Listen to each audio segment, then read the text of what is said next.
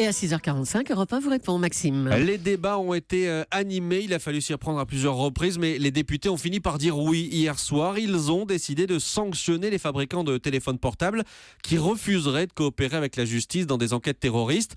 Un débat qui s'invite en France, mais qui fait rage depuis quelques semaines aux États-Unis. Bonjour Nicolas Arpagian. Bonjour. Vous êtes directeur scientifique à l'Institut national des hautes études de la sécurité et de la justice. Merci beaucoup d'être en direct avec nous ce matin sur Europe 1. 350 000 € d'amende, 5 ans de prison, c'est ce que pourraient risquer les fabricants de portables si cet amendement voté hier va à son terme. C'est le genre de sanction qui peut vraiment faire peur à Apple, par exemple ? Alors, c'est surtout, effectivement, ils vont avoir peur dès lors qu'ils seraient adoptés de manière définitive. On n'en est absolument pas encore là, vote. D'autant plus que les premiers parlementaires qui s'étaient prononcés avaient même envisagé d'aller jusqu'à l'interdiction de la commercialisation de produits du constructeur qui ne coopéreraient pas. Donc, on voit qu'on est encore un peu mal à l'aise quand dans le pouvoir, dans le rapport de force qu'on entretient avec ces grands industriels qui ont une puissance commerciale, qui sont avec un savoir-faire technique, mais également qui sont donc à un moment un maillon de la chaîne judiciaire. Le gouvernement ne voulait pas de cet amendement qui sanctionne les fabricants de téléphones portables. Pourquoi est-ce que le gouvernement s'y oppose ? Alors en fait, ce qui est compliqué, c'est de pouvoir trancher. Est-ce qu'il faut trancher par une loi ? Est-ce qu'il faut trancher par une décision de justice ? Ne suffirait-elle pas au nom de la coopération ? Vous mettez à disposition des informations en votre possession.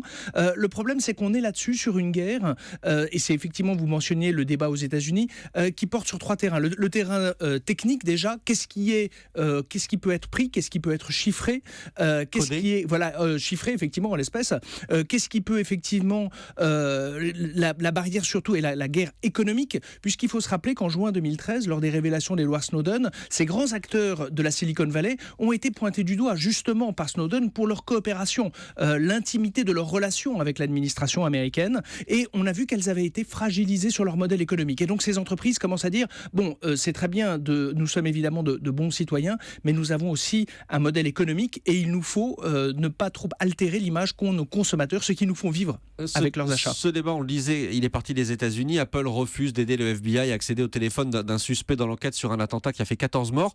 Je vous repose la question, mais pourquoi est-ce qu'Apple refuse de coopérer ? Ça paraît assez étrange pour une enquête en matière de terrorisme. C'est pour ça que j'insistais sur la dimension commerciale. C'est une entreprise qui a besoin de la confiance et qui a besoin justement de justifier sa relation avec ses consommateurs, avec ses clients. Et le choix stratégique qu'ils font, c'est de dire nous voulons valoriser la confidentialité, la vie privée. Et vous avez raison de souligner. Faites confiance. Voilà, ce qui est assez frappant, c'est qu'on n'imagine pas un événement d'une aussi grande intensité. La mort de citoyens américains de manière violente sur le territoire américain dans un contexte de terrorisme. Malgré ça, l'entreprise résiste. Pourquoi ? Parce qu'elle a des inquiétudes sur son modèle économique.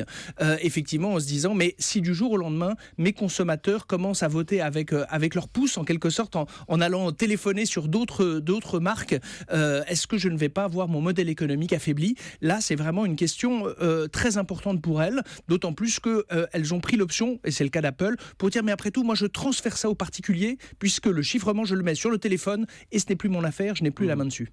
Est-ce qu'on sait combien d'enquêtes pour terrorisme sont bloquées à cause de ces téléphones cryptés ? En France, il n'y a pas d'indicateur statistique. Ce qui est certain, c'est qu'aujourd'hui, un téléphone portable, c'est devenu l'accessoire systématique. Par contre, le problème, c'est que vous ne le savez qu'à partir du moment de ce que vous trouvez dedans. C'est-à-dire que pour le problème du cadre juridique, c'est que si l'information que vous trouvez dedans, vous ne l'avez pas obtenue de manière légale, vous risquez également de fragiliser la procédure qui va suivre derrière.